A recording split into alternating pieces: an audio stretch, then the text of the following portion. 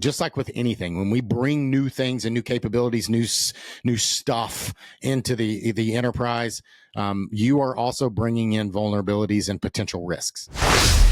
You're listening to Protect It All, where Aaron Crow expands the conversation beyond just OT, delving into the interconnected worlds of IT and OT cybersecurity.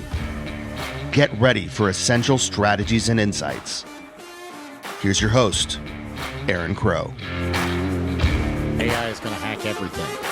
That's what's starting out, right? So welcome to another episode of Protect It All. I'm your host, Aaron Crow, where we dive into all things cybersecurity, IT, OT, a little bit of everything in between. Most recently, we've seen a release of a CVE, a vulnerability, when your AI assistant kind of turns into a potential backdoor for attackers. So what happened? So the recent CVE focuses on Microsoft. Big surprise. It's not an attack against Microsoft. It's just that they're probably the most adopted, where it's integrated into your systems the most, just because everybody uses the Microsoft 365 platform.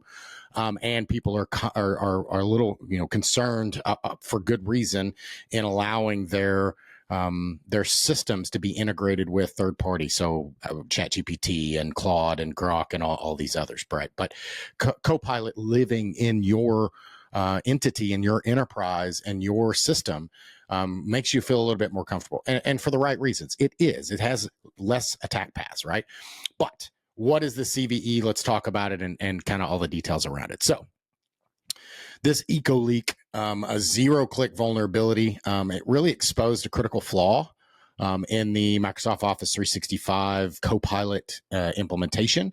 And, it's not just about a lot of the vulnerabilities that we see, especially coming across email in the past, have been an attachment or a link or something like that. Like you have to click on something, right? This is different. An attacker could actually send a benign looking email with embedded malicious stuff in the background.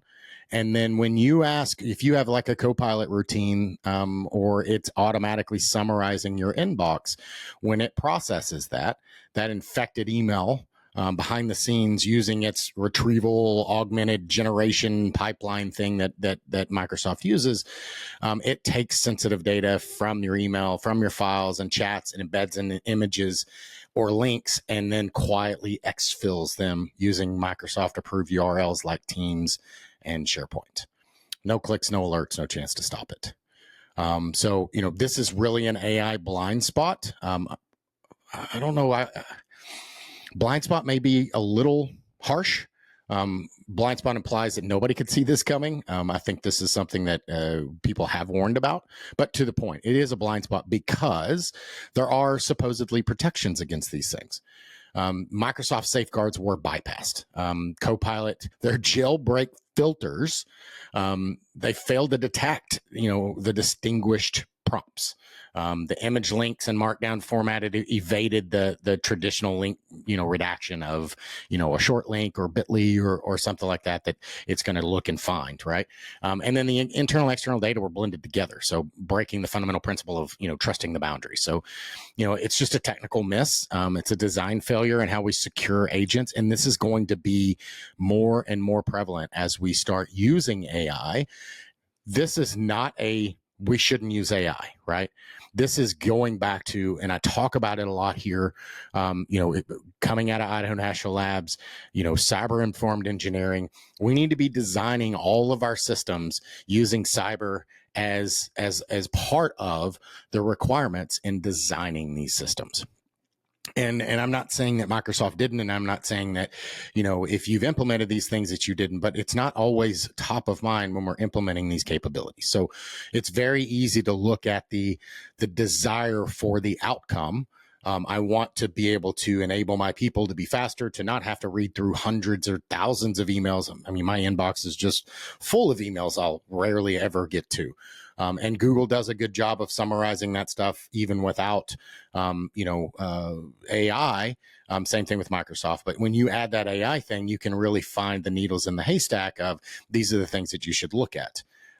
Again, not saying that we shouldn't use those. This is just a good example of first attack that really is intentional, focusing on how do I get around traditional phishing software, traditional things that would be detected by, antivirus and endpoint protection and, DLP, device, data loss prevention, all of those types of tools that are there looking for very specific attack vectors. And when it didn't trigger any of those, so it was able to slither around all of those and use AI, this tool, this benefit against itself and against all of your other protections that you have in that space. So it's really what can be exposed. What is the fallout of this? Some people will swing the pendulum all the way. This is why we can't do AI. We're not doing anything connected to critical systems or any of our internal systems. And that may not be the wrong answer. Depending on your industry that you're in, you may not be able to do this. Like in OT, many times we are not choosing to do AI automated systems like this because of things like this, like the unknown of the unknowns. I don't know what I don't know. So I'm not comfortable enough. It's so immature. I'm not going to connect it to critical stuff because I don't feel comfortable that I know what the outcome is and what the risks are. So until I can really understand what those risks are, I'm not going to, deploy that in a super critical system, right? What was exposed in this type of thing? This Copilot has access in theory to everything. Now, obviously your configuration could be different, but it has access to your email. It has access to your Teams messages. It has access to SharePoint and your OneDrive. Internal context for each individual user, who they are, what their role is, what their title is, who their boss is, who their subordinates are, where they're physically located. Like, it's a lot of enterprise data that we don't want to get out. And there's other implications that could come from this data being released and having access to this. Just imagine everything in SharePoint, everything in OneDrive, everything in your email, having access. If it's the intern, maybe it's not as big of a deal, but if it's the CEO, the founder, the CTO, VP of sales, like there's lots of people that have, critical information that they don't want or should not have released. Not even counting if you're in an environment that has any regulatory, if there's any PCI information in there, if you're in a regulatory entity like a NERC-CIP or something like that, somehow that data got out from a system that it shouldn't have. That can be a big impact beyond just the fact that they can, bad actors and attackers can then use that data to pivot because they know more information and maybe they have an attack path now that they didn't know about before. So, what did Microsoft do? What did they not do? To their credit, Microsoft moved really fast. They hardened the prompt injection detection. They tightened the, the isolation of the user context, and they implemented, stricter content security policies. They claim no known in the wild exploitation, which is good.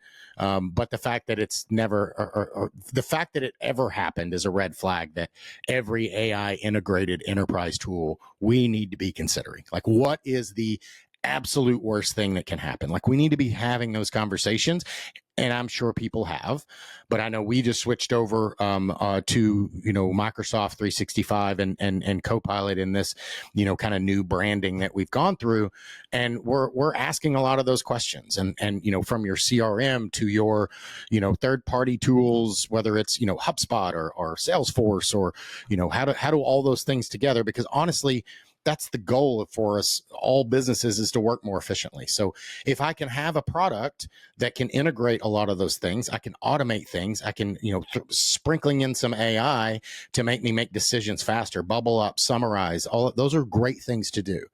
And again, I'm not suggesting that we don't do them. I'm just suggesting this is an example of why we have to do it correctly and why we have to be careful what we enable. We can't just, admin default all. That can be a problem. So what does this mean for the rest of us, right? EchoLeak is a wake-up call. Here's what, leaders and CISOs, what you guys should be focused on to do now, right? So audit your AI access. What can Copilot see? What access does it have to run against your internal systems. If you do have, obviously PCI or other type things that it doesn't need access to, or that could be causing a problem, obviously you need to limit that, right? It's just right permissions, just like everything. Like we used to do, when we had file servers and we had folders and we, delegated authority down to, a specific team, and we had, finance different than engineering, different than sales. And, it's simple implementations of security posture that we've been doing for decades. We just need to make sure when we're deploying AI or any of these automated type tools that we're considering those simple policies and procedures that we've been doing for years, and make sure that we have that, and then audit it. Right? Make sure that Bob doesn't have admin rights and can't adjust that, and then expand that beyond what it should be. Monitor for prompt injection vectors. There's all sorts of tools that can monitor your AI side, but the SOC team needs to, really understand what happened and what to look for. Now that we know this, there's a patch out for it. Make sure that we are training our SOC and our tools to look for those types of things. Already mentioned it, but to double down on it, make sure that you have separate trusted and untrusted data in AI pipelines. Like there should be no blending of internal, external context inputs. Like you really need to, segment those spaces and make sure you don't have data overlap. You're not getting things that, Aaron has access to because I'm authenticated. Now I have access to public information and private information. And then my AI, because it's basically I gave it permissions, now it can bridge those two gaps. Now it has access to everything, right? So in the NERC SIP world, the way that you look at segmentation and the way that it's implemented, it's a single shared cyber asset that can impact more than 1,500 megawatts, right? So that's power utility talk. But really, what it's saying is there is simple, like if I configure this device, and even though this device in and of itself, and maybe it's just an HMI, but if this thing can have connections to both sides, to two sides that can impact something bigger, I want to be really careful with that. I have to lock it down, or I need to segment it. I should have two different devices, right? And that gets a little bit more complex and a little bit more difficult. But this is the problem that we have when we bridge those environments, when we're bridging public and private, when we're plugging AI, or again, it's not just AI. It's not the big bad AI thing. It's really just all of these tools as we're bringing them on. We need to be careful with what access and what data access it has. This is just a way that it bypassed a lot of the protections that we were saying, yeah, you can have access, but I'm going to do DLP and I'm going to do all those things, but it found a way through those things. So just having access didn't matter that I had those other tools that potentially blocked them. But this is a way that it found a way around, right? So AI isn't just an assistant. It's really a new attack surface. Just like with anything, when we bring new things and new capabilities, new stuff into the enterprise, you are also bringing in vulnerabilities and potential risks. Every time we implement new technology, it is also going to bring in new risk. And in the beginning, we don't always know what those things are. We don't truly understand what that risk environment looks like and what risks we're really bringing in until we start seeing some things like this pick off, and then we know how to lock down what is best practices. There aren't great best practices in the space because we are truly bleeding edge in a lot of these spaces, and we're all trying to figure it out. So again, just look at what you have. Make sure you're considering what to do in the spaces, and what's the right thing. Make sure you're having the conversation. You have somebody that is challenging every configuration, every decision, and making sure you're looking at it from that. What is the worst thing that can happen, and how do we protect against that? Right? It really this EchoLeak really proves that your own AI may actually be the way in. Don't want to talk about Terminator, Judgment Day, but that's what it is, right? AI is able to think faster and think differently than a human and find different ways in. Now, obviously, a human is the one that sent this thing, but AI is a way to work around problems that we put in because we don't necessarily think, well, a person didn't do that and couldn't do that, right? So let's not wait for the next one. Let's make sure that we are, again, auditing our environments. We're reviewing our Copilot deployments or whatever your AI is. If you have this isn't just a Copilot problem, folks. This is going to be a problem for any AI. So if you have your own in-house LLMs on Olama running on your own servers, this can still be a problem. This is still an attack path that can come in. So you need to make sure that you're looking at all of these things, even if you're using local, even if you're using one-off, custom, in-house, all those types of things, right? Audit those environments. Make sure that you're looking and understanding what those environments have access to, who has access, what environments, what data they can see. Make sure that you have, and you're looking at this type of attack and this type of, exfil of data, which is really what it was. It was getting data out of these environments in a way that we weren't, or the environment wasn't, you would not have been able to detect with traditional detection capabilities, right? And then really educate your teams beyond just how to configure it, but also what the risks are, making sure that they're not connecting to things that don't need to be. If you look in the government world, it's why you have two different computers sometimes, where this one is on a secure network and this one's on an insecure network or a public network, and you don't want physically those things there. So there's no way that I can get data from this machine to that machine. So I have two different. So if you have those environments and you want AI in both of them, you may have to set up different AI systems to access and give you the capabilities you're looking for, because one in the middle can bridge both of those things, and that can become a problem. The attackers aren't asking for permissions. They're not, they don't follow the handbook. They didn't do the cybersecurity training. They don't care if you send them a bad email or give them a horrible performance review. They're trying to get in any way they can. So they don't need your permission. They're going to try to get in any and every way that you can, or they can. So anyways, just wanted to really dive into this one. This one's a new one that came out. Figured it would be a good one to jump on and talk through. Love to hear anybody that's seen anything like this, thought about it. How have you solved these types of things? Please make sure that you like and subscribe to this. Leave some comments.